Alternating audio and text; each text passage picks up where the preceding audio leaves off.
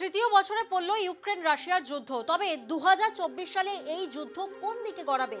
যুদ্ধের গতি পরিবর্তন হওয়ার কি কোনো লক্ষণ দেখা যাচ্ছে? এইসব প্রশ্ন যখন উঠছিল ঠিক তখনই সব ধারণাকে ভুল প্রমাণ করলো রাশিয়া। নড়ে চড়ে বসলো রাশিয়া। নমস্কার, নিউজ 18 বাংলা ডিজিটালে আপনাদের সাথে আমি প্রিয়াঙ্কা। নতুন করে দখলদারি, নতুন করে চোখ রাঙানি। রুশ বাহিনীর একের পর এক আক্রমণ ঠেকাতে দিশেহারা হয়ে লড়ছে ইউক্রেন। গত শনিবার ভোরে ইউক্রেনীয়দের দীর্ঘদিনের শক্ত ঘাঁটি আভদিভাকেও দখল করেছে রুশ সেনারা। গত বছরের মে মাসের পর এটি ইউক্রেনে মস্কোর প্রথম বড় জয়ের ঘটনা। মে মাসে আমরা জানি যে বাখমুতের পতন ঘটে, আর যুক্তরাষ্ট্রের অভ্যন্তরীণ রাজনীতিতে ইউক্রেনকে সহায়তা পাঠানোর বিরোধিতা করছে এখন রিপাবলিকান দল। পার্লামেন্টের নিম্নকক্ষ প্রতিনিধি পরিষদ বা কংগ্রেসে তাদের সংখ্যাগরিষ্ঠতা রয়েছে, তবে যাদের বাধার মুখে ইউক্রেনকে আগের মতো ঢালাও সহায়তা দিতে পারছে না ওয়াশিংটন। ফলে 600 মাইল দীর্ঘ এই যে সম্মুখ সারিতে মোতায়েন থাকা ইউক্রেনীয় সেনারা তারা কিন্তু গোলা বারুদের অভাবে ভুগছে। আর টানা 2 বছর যুদ্ধ, সেই টানা 2 বছরের যুদ্ধে তো বিপুল পরিমাণ সেনাও হারিয়েছে ইউক্রেন।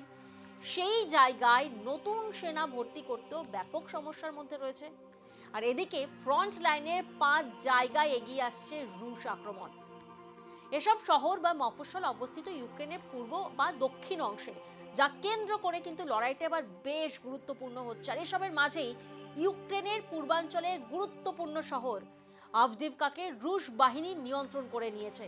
2 বছর ধরে চলা এই যুদ্ধে আমরা দেখেছি যে সাম্প্রতিক এই যে বিগত মাসগুলোতে যেসব জায়গায় দুই পক্ষের মধ্যে তীব্র লড়াই হয়েছে, সেগুলোর মধ্যে কিন্তু এটি একটি অন্যতম শহর যেখানে রুশ সেনারা কবজা করলো সেই আভদিভাকে। তারা শহরটি পুরোপুরি ঘিরে ফেললো। আর এই পরিস্থিতিতে ইউক্রেনের প্রেসিডেন্ট ভ্লাদিমির জেলেনস্কি তিনি জানান যে যত বেশি সম্ভব ইউক্রেনিয়ানদের প্রাণ বাঁচানোর এবং তার জন্য যা যা করা দরকার তার সবই করার অঙ্গীকার তিনি করেছেন। রুশ হামলায় এই শহরটি প্রায় পুরোপুরি ধ্বংস হয়েছে। ইউক্রেনীয়দের দীর্ঘদিনের এই শক্ত ঘাঁটি দখল করে নিয়েছে, বা রাশিয়া কিন্তু মস্কো পেয়েছে কেবল ধ্বংসস্তূপ।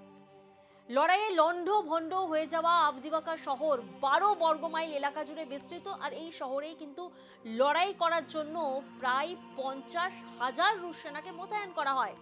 লড়াইয়ে আমরা জানি যে কয়েক হাজার রুশ সেনা হতাহত হয়েছে বলেও কিন্তু দাবি করছে ইউক্রেনীয় কর্মকর্তারা। তবে বিপুল হতাহতের পরেও মস্কো দ্রুতই নতুন সেনা পাঠিয়ে সেই ঘাটতি পূরণ করেছে। আমরা যদি গত বছরের এই সময়ের সাথে এখন তুলনা করি, তাহলে ভ্লাদিমির পুতিন কিন্তু এখন আগের চেয়ে অনেকটা বেশি শক্তিশালী। শুধু সামরিক শক্তির বিচারেই নয়, রাজনৈতিকভাবেও কিন্তু গত বছরের চেয়ে অনেক বেশি শক্ত অবস্থানে রয়েছেন রুশ প্রেসিডেন্ট। যুদ্ধের ফল আসলে নির্ভর করছে যুদ্ধক্ষেত্র থেকে 100 মাইল দূরের ব্রাসেলস ও ওয়াশিংটনে হওয়ার সিদ্ধান্তের উপর।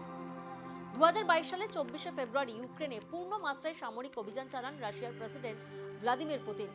আর রুশ বাহিনীতে নতুন করে নিয়োগ করার সদস্যদের দলে দলে যুদ্ধক্ষেত্রে ইউক্রেন বাহিনীকে হামলার জন্য পাঠানো হচ্ছিল।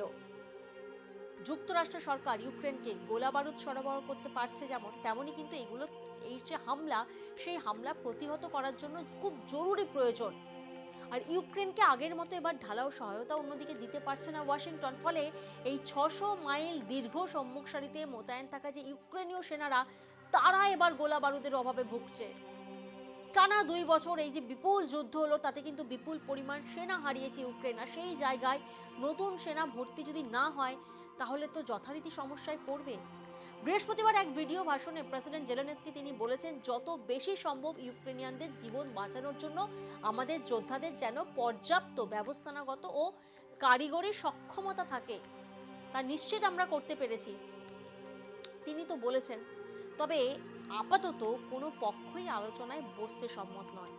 তাই বলাই যায় যে 2024 সালেও যুদ্ধ চলবে, তবে অনির্দিষ্টকালের জন্য চলবে কিনা প্রশ্নটা থেকেই যাচ্ছে। নিউজ 18 বাংলা ডিজিটাল এখনকার মতন এই পর্যন্তই। বাকি সমস্ত খবরের আপডেটের জন্য আপনারা নজর রাখুন নিউজ 18 বাংলায়।